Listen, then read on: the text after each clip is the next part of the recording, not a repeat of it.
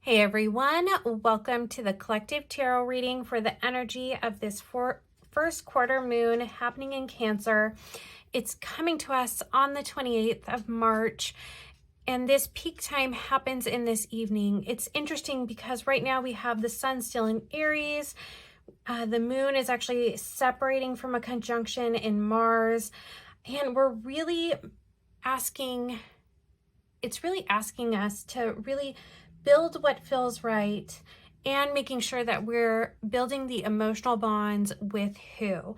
And so that's what we really need to think of with this energy. This first quarter moon is after the new moon. It's, after we planted seeds for what we wanted, and we're actually starting to see the blooms and the leaves come about in the cycle. So let's jump in and look at the cards. I'm Kendall with the Bohemian Tarot Girl and Wild Reawakening. Make sure to find us online and get connected with us. We're on all the basic social medias.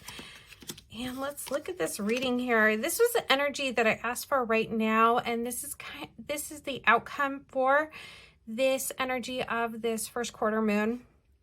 So starting off, we have the King of Wands sitting here, and the King of Wands, which I love, is a real visionary, somebody who knows what they want, super passionate about it, and they're really born to lead. And the interesting thing though with this is that the King of Wands to me is a person that really makes sure that the world changes for them, right? They're here, they know what they want, and they're not going to bend in order to get what they want. So they're really a commanding person as far as that magical energy to get things going, right? They know what they want, and the world is going to just bring it to them. Sitting with him for the energy of right now, we have the Two of Wands. It's with that Nine of Swords, and of course that Five of Wands here. We have that double wand energy. The Two of Wands came to us, I believe, in the last reading for the new moon. And I talk about this card in a lot of ways. It can be, that portal energy, that transition energy. It is also this card of planning, and you're planning your path, and you're planning, how you're going to move forward and discover these new skills that you need for this new path. You have it paired here, though, with the Nine of Swords. And I know a lot of you are probably worried. There might be projects that you have currently going, and, these creative processes, and you're really not trying to bend yourself, right? You're asking the universe for something, and you're wanting the universe to bring it.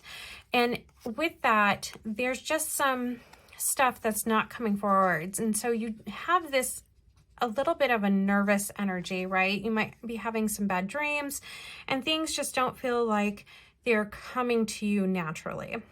Paired with that Five of Wands energy, this card in the traditional tarot is all the people out there, and they're fighting with the wands, and they're fighting amongst themselves. And so there are people here that you might be finding that you have disagreements with. There's a little bit of that frustration, and you're wondering why there's so much competition. Like, why can't we all, there's plenty of space for us to be who we want to be, and our businesses to be what they want, the careers that we want. We don't really need to fight amongst ourselves to get that done. And I think that's the energy that we need to look at as we sit here, and we have the King of Cups. If I can pick it up here.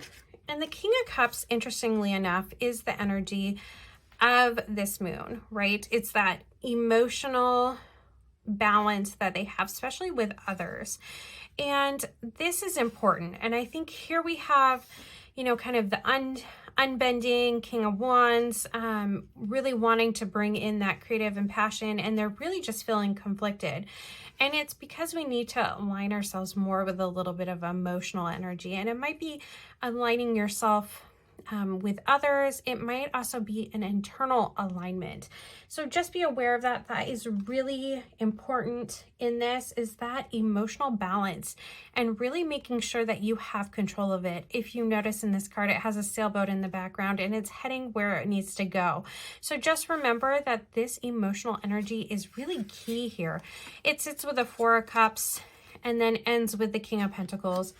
Four of Cups is really about you taking time to evaluate, and I especially feel that with that emotional energy, you need to make sure that you're evaluating what you're saying, who you're bringing into your life, how you're bringing in them.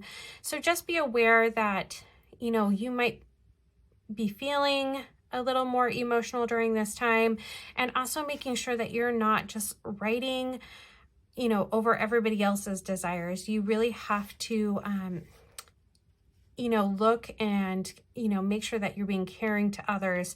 This King of Wands has a tendency just to like bulldoze over everyone to get what they want. That is the negative side of that King of Wands.